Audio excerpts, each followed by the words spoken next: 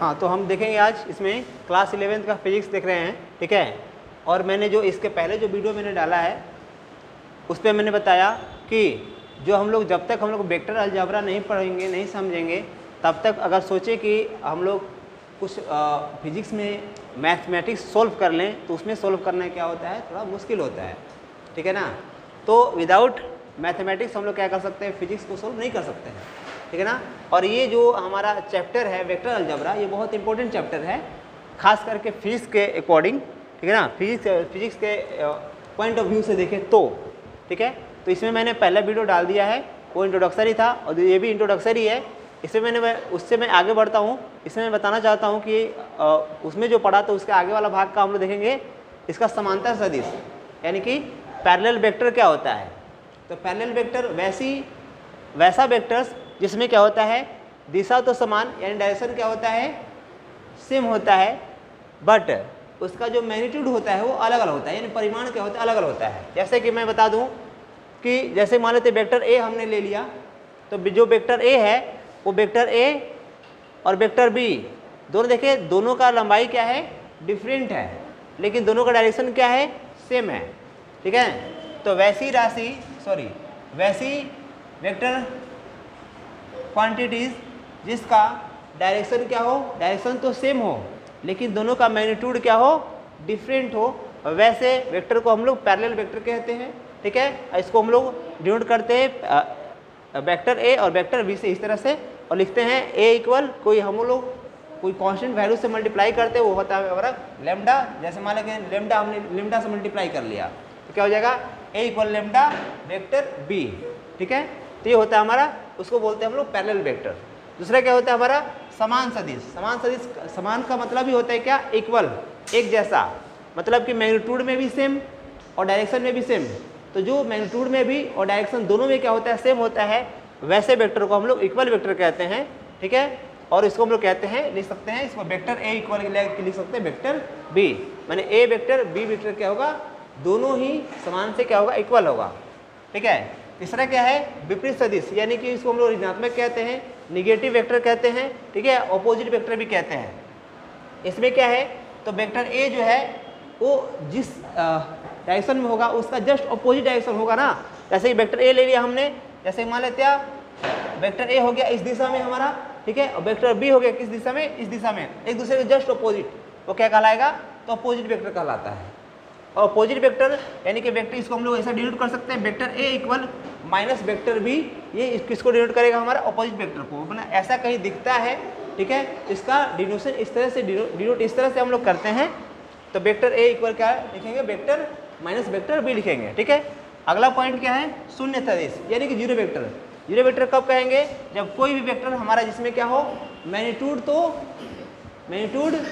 नहीं हो लेकिन उसमें क्या हो, डायरेक्शन हो, हमारा जीरो वेक्टर, ठीक है। तो इसमें हमने देख लिया था, शून्य सदिश देख लिया। शून्य सदिश में मैंने बताया कि इसका क्या होंगे, मैग्नीट्यूड शून्य होगा, मैग्नीट्यूड जीरो होता है, लेकिन उसका जो डायरेक्शन होता है वो डायरेक्शन होता है, ठीक है। जैसे मैं अगर मान लो इस बोर्ड पे कहीं अगर मैं पॉइंट को दर्शाना चाहूँ तो एक पार्टिकुलर पॉइंट होगा, या तो नॉर्थ, ईस्ट, वेस्ट, ठीक है।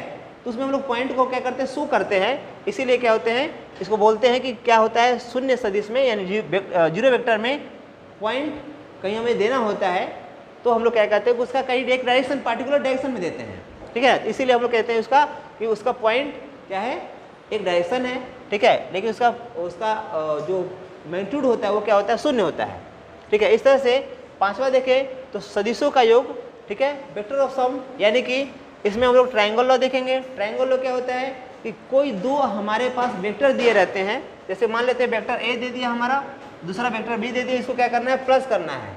तो हम लोग क्या करते हैं, इसको प्लस करते हैं। जैसे कि वेक्टर ए का जो हेड होता है, वेक्टर ए का हेड और वेक्टर बी का टेल से हम लोग क्या करते हैं, ज्वाइंट करते हैं। जैसे वेक्टर ए ले लिया हमने और वेक्टर बी ले लिया, वेक्टर ए का हेड वेक्टर बी के टेल से हमने क्या किया, ज्वाइंट किया।